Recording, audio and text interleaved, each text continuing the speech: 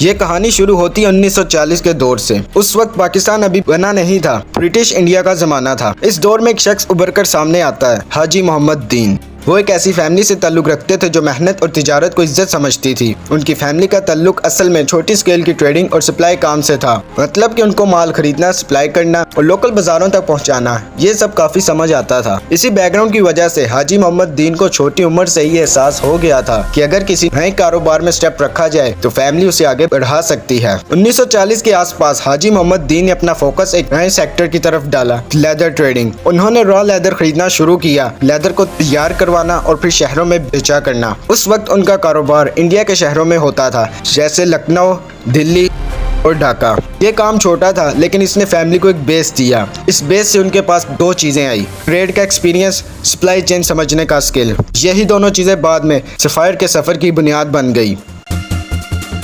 1947 के वक्त इंडिया और पाकिस्तान की पार्टीशन ने सिर्फ सियासत और बॉर्डर नहीं बदले, बल्कि हजारों फैमिली की जिंदगियां भी बदल गईं। हाजी मोहम्मद दीन की फैमिली भी उन्हीं में थी। उनका चमड़े का कारोबार उस वक्त ब्रिटिश इंडिया के शहरों में चलता था, लखनऊ, दिल्ली और ढाका तक नेटवर्क था। लेकिन पार्टीशन के बाद एक सबसे बड़ा चैलेंज सामने आया, सब कुछ छोड़कर नए मुल्क पाकिस्तान में नया सफर शुरू करना। पाकिस्तान आने के बाद हाजी मोहम्मद दीन ने अपना core business leather trade carry forward करने की कोशिश की, लेकिन नए इन्वायरमेंट, इंफ्रास्ट्रक्चर की कमी और रिसोर्सेज की शॉर्टेज की वजह से बिजनेस इतना स्मूथली नहीं चल सका। 1951 में जब हाजी मोहम्मद दीन का इंतकाल हुआ, फैमिली के लिए ये और भी बड़ा चैलेंज बन गया। उनके बेटे और फैमिली मेंबर ने डिसाइड किया कि सिर्फ लेदर पर डिपेंड रहना मुश्किल है। इसीलिए 1950s के एंड और 1960s के स्टार्ट में उन्होंने यार्न ट्रेडिंग और टेक्सटाइल की तरफ देखना शुरू किया। टेक्सटाइल सेक्टर उस वक्त पाकिस्तान में नया उभर रहा था और एक्सपोर्ट का पोटेंशियल ज्यादा था।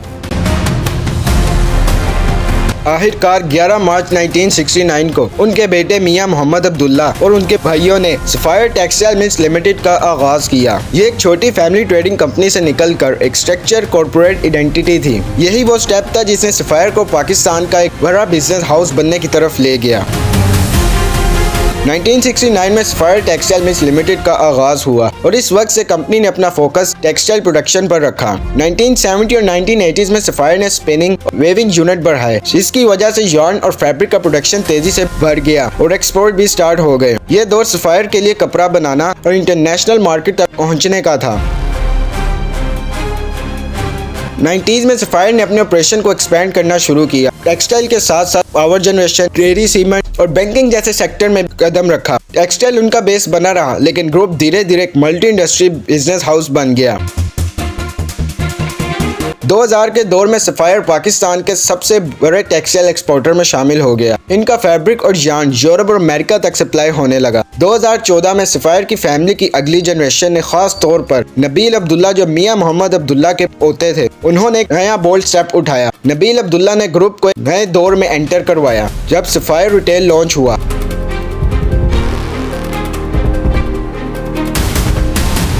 ये पहली दफा था कि सफायर ने अपने टेक्सटाइल और फैब्रिक को सीधा कंज्यूमर तक पहुंचाने का फैसला लिया और रिटेल मार्केट में अपना ब्रांड इंट्रोड्यूस किया। शुरुआत अनस्टिच फैब्रिक से हुई, लॉन और सीजनल फैब्रिक जहां पाकिस्तानी कंज्यूमर की डिमांड सबसे ज्यादा होती है। ये सफायर की पहली पहचान बनी। बाद में सफायर ने ready to wear line introduce की। Women ready to wear specially कामयाब रही क्योंकि अर्बन वर्किंग वुमेन और फैशन कॉन्शियस यूथ ने इसे इंस्टेंटली अडॉप्ट कर लिया था।